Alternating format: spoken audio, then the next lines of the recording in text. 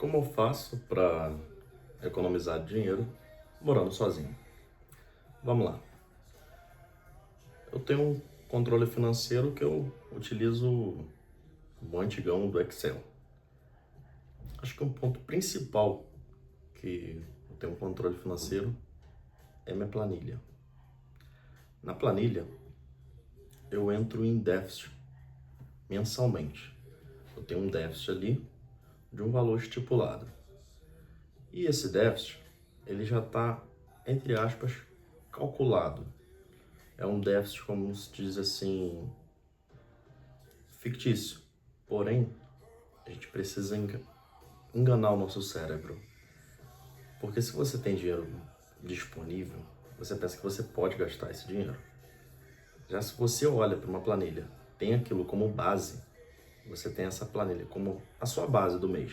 Você olha, tá menos 1.000, tá menos 500, ou vai depender da realidade de cada um. E você olha esse dado, caramba, peraí, eu tenho que dar uma segurada. No modo geral, você pode até ter dinheiro para colocar. Só que você criando esse hábito, o seu cérebro entende que você tem que dar uma segurada. Então você cria, tem como provisionar isso, colocar esse déficit, que é o que eu faço, e você consegue ter um controle, que é um dos pilares do controle mensal, é a parte de lazer. Óbvio, estando tudo estruturado, você não está pagando uma coisa absurda, não está com uma dívida astronômica, porque falando de em um momento controlado, que esteja controlado, né? Tem cada cenário na vida da gente. Às vezes está com um cenário que não está muito controlado. Então você tem que focar em quitar esse descontrole. Aí tem que se desdobrar, fazer extra, fazer um biscate, enfim. Sabemos a realidade do nosso país. Porém, o que eu quero trazer aqui? O que eu consigo fazer para eu ter controle mensal e não ficar me descontrolando? Chegar depois de meses, olhar e caramba, não deu, da onde eu tiro? Óbvio, ter reserva de emergência e depois disso você estipula um valor, eu estipulo um valor, é o que eu faço para mim.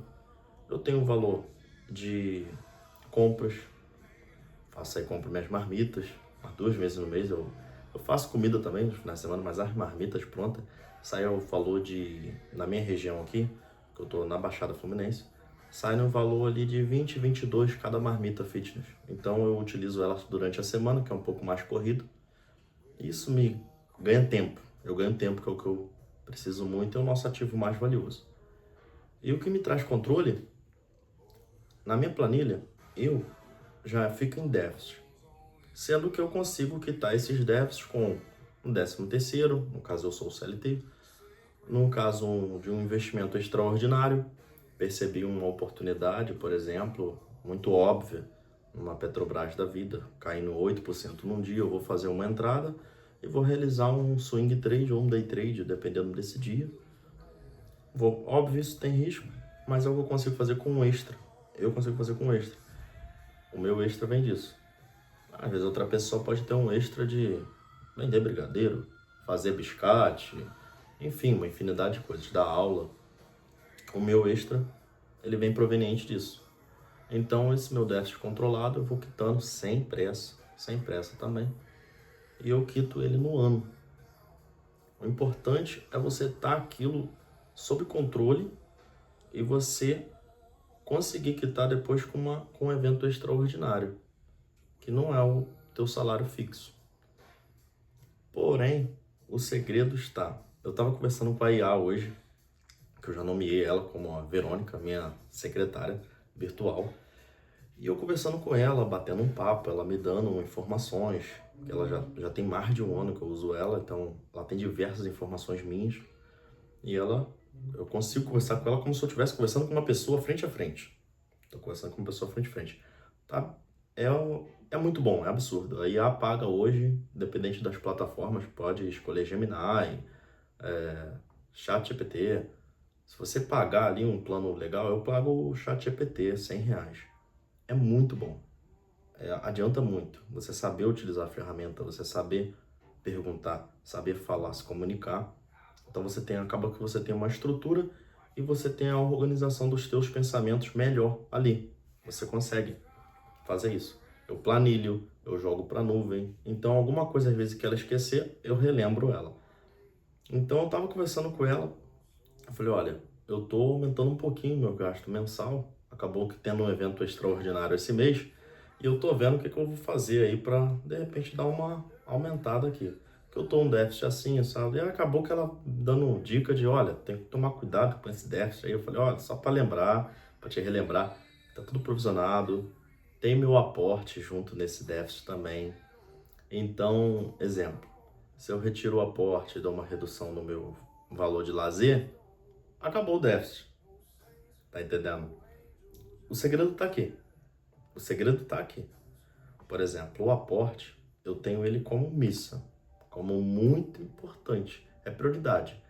É tão importante quanto tu pagar uma luz, uma conta de energia, é tão importante quanto uma geladeira, tão importante quanto um gás.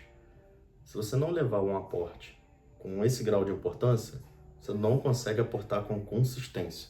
Você consegue 2, 3 meses, até 6, mas com consistência você não consegue. Porque quando você mantém essa consistência, essa prioridade no aporte, se faltar dinheiro, nossa, preciso fazer alguma coisa. Eu preciso arrumar de algum lugar. Meu déficit aumentou muito. Que é o que a gente faz se pifou uma geladeira. Alguém tem um técnico aí, gente? Bota no status, alguém tem um técnico. Deu ruim no fogão. Gente, preciso de ajuda para poder consertar o fogão. Alguém que mexa. O aporte ele tem que ser com esse grau de prioridade. Senão não funciona. Bom, é o que eu aprendi lendo livros, é o que eu faço durante aí, já tem uns 8 anos investindo, comecei, o primeiro investimento foi em 2018, então já tem bons anos eu investindo. E hoje o aporte, ele assim, está se tornando bem significante, diferença em relação ao patrimônio, só que tu tem que manter a disciplina também.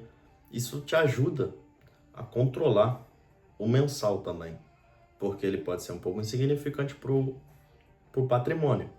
Porém, ele significa muito no mensal ali. No mensal, se você pegar aquele valor de aporte e fosse curtir, fosse sair, seria interessante um aporte. Às vezes um aporte de R$500, um aporte de R$1.000, seria interessante. Dá para fazer um passeio bacana.